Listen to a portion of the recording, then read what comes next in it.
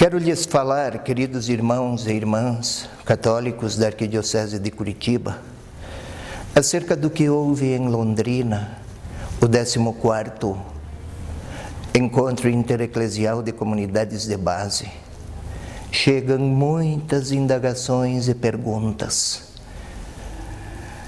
Agora já diminuídas as tensões e aqueles alvoroços exaltados do início, vamos falar. Não vou criticar este ou aquele artigo, esta ou aquela manifestação. Quero responder a você, meu irmão, minha irmã, católico aqui de Curitiba. 1. A Igreja não assume posições político-partidárias. Os filhos da Igreja são cidadãos. Tanto os críticos do intereclesial quanto os participantes são cidadãos.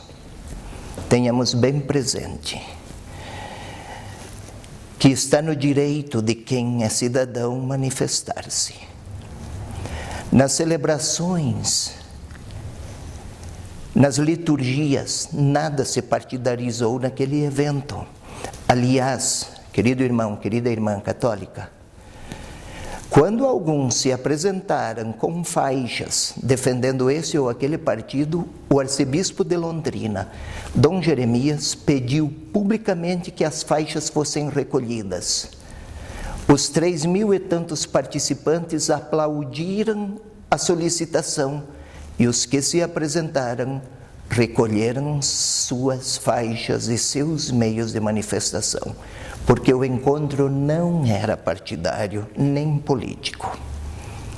Sigamos. Um outro passo. Os temas lá abordados, segurança, miséria, conflitos, tensões de toda ordem. Acaso isso é uma questão partidária ou é uma questão humana e social? Não esqueçamos, os evangelistas foram explícitos em associar a dor humana com a esperança que a fé em Jesus Cristo pode inspirar, integrar um ao outro e colocar a própria graça, o próprio Salvador palmeando os passos da história com seus discípulos. Entre os discípulos havia um cuja história pessoal era de cobrador de impostos em favor dos romanos. O outro antes de encontrar Jesus Cristo, era um guerrilheiro contra os romanos. Como foi o relacionamento entre esses dois antagonistas? Quando Jesus Cristo é o centro, as diferenças perdem força. Quando ele perde a centralidade, quaisquer ideias e pensamentos, inclusive os religiosos, se tornam focos de conflito, de conflitividade. E o que se viu é a linguagem ofensiva contra bispos e leigos e padres que participaram.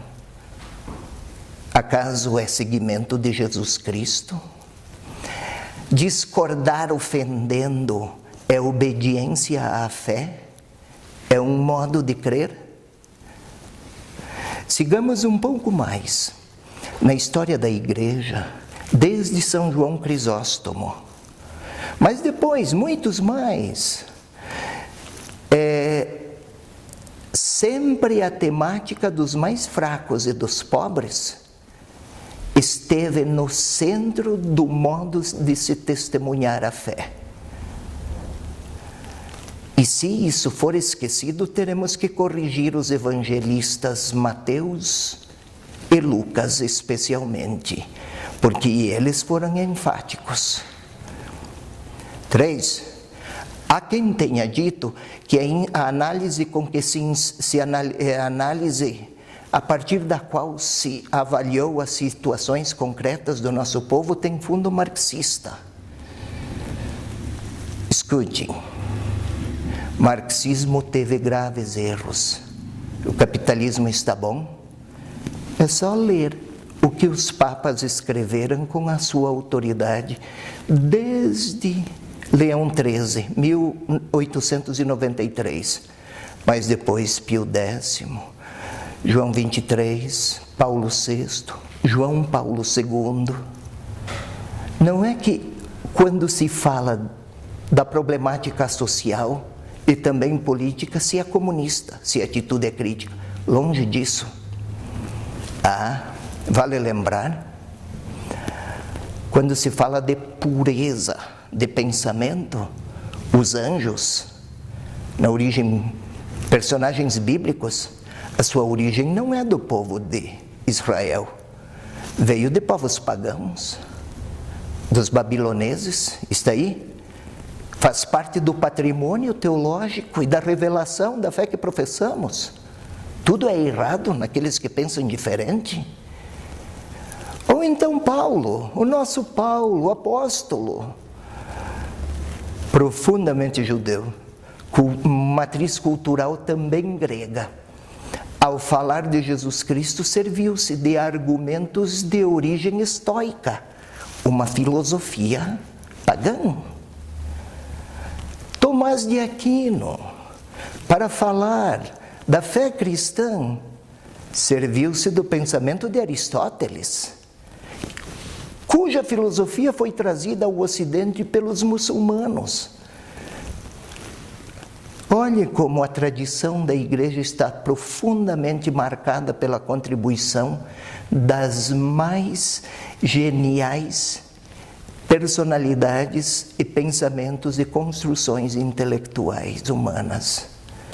Não defendo o marxismo, mas não queiramos ser ingênuos e dizer que ignorar a problemática dos pobres, isto seria uma questão apenas sociológica. Se o meu irmão está com fome, o meu problema é espiritual. Não se preocupe, querido irmão católica da Arquidiocese de Curitiba.